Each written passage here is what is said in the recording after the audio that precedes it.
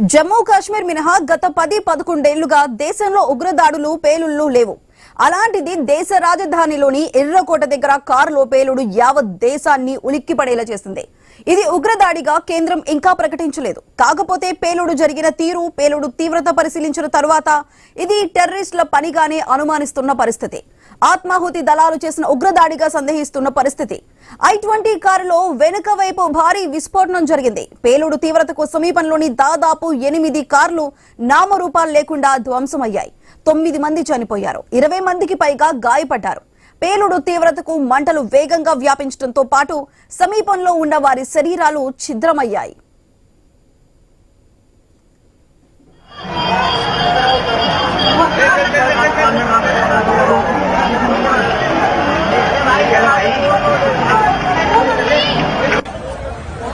Main road पे हुआ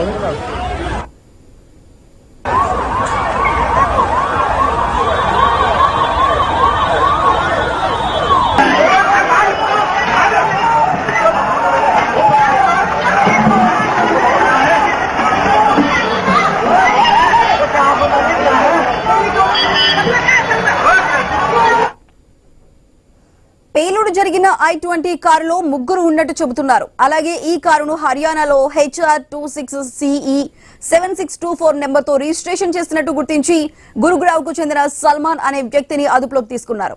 అయితే సల్మాన్ ఈ కారును పుల్వామాకు చెందిన తారీఖు విక్రయించినట్లు చెబుతున్నారు.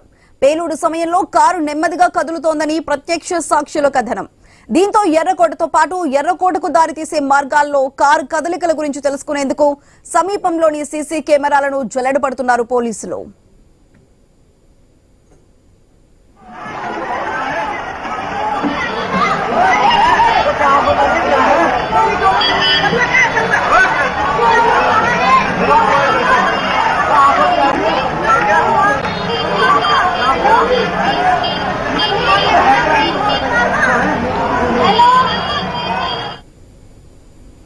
గత 3 రోజులుగా జమ్మూ కాశ్మీర్, గుజరాత్, హర్యానాలో పలుచోట్ల ఉగ్రవాదులను అరెస్ట్ చేస్తున్నారు.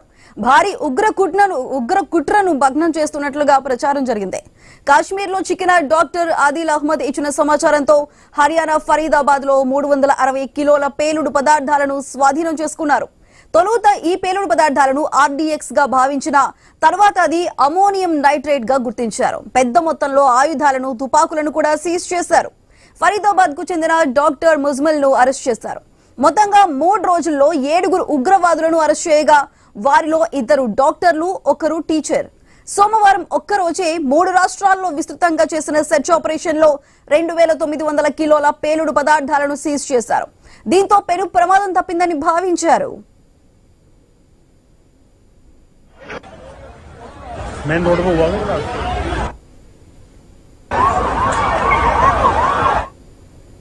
360 కిలోల పేలుడు పదార్థాలు పట్టుకున్న ఫరీదాబాద్ దేశ రాజధాని ఢిల్లీకి చేరువలోనే ఉంటుంది. దీంతో ఢిల్లీ కేంద్రంగానే భారీ పేలుడులకు ఉగ్రవాదులు కుట్ర చేశారని అనుకున్నారు. ఈ కోణంలో దర్యాప్తు జరుగుతున్న తరుణంలోనే సాయంత్రానికి ఎర్రకోట సమీపంలో భారీ పేలుడు సంభవించడం కలకలం రేపింది. గతంలో జరిగిన ఉగ్ర పేలుడులకు భిన్నంగా విస్ఫోటనం ఉండటంతో ఇది ఎలా జరిగింది, ఎవరి పని, ఏం జరిగింది అనే కోణంలో NIA, NSG బృందాలు ఆరా తీస్తున్నాయి. అమోనియం నైట్రేట్ ను ఉపయోగించి పేలుడుకు పాల్పడ్డారా లేక ఇంకేదైనా మాడ్యూల్లో దాడి చేశారా అనేది దర్యాప్తులో తేలాల్సి ఉంది. అందుకే ఢిల్లీ పేలుడును ఉగ్రదాడిగా ఇంకా ప్రకటించలేదు కేంద్రం.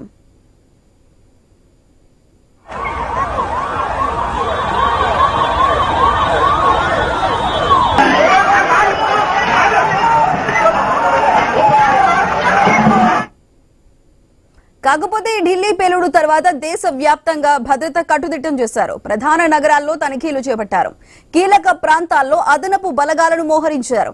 మెట్రో, రైల్వే స్టేషన్, బస్టాండ్లు, ఎయిర్పోర్ట్లు, సీపోర్ట్ల దగ్గర సెక్యూరిటీ టైట్ చేశారు. ఢిల్లీ పేలుడుపై దిగ్భ్రాంతి వ్యక్తం చేసిన ప్రధాని మోదీ, కేంద్ర మంత్రులు, వివిధ రాష్ట్రాల సీఎంలు మృతుల కుటుంబాలకు సంతాపం తెలిపారు. క్షతగాత్రులు త్వరగా కోలుకోవాలని ఆకాంక్షించారు. ఢిల్లీ పేలుడులో గాయపడిన వారికి LNJP హాస్పిటల్లో చికిత్స అందిస్తున్నారు.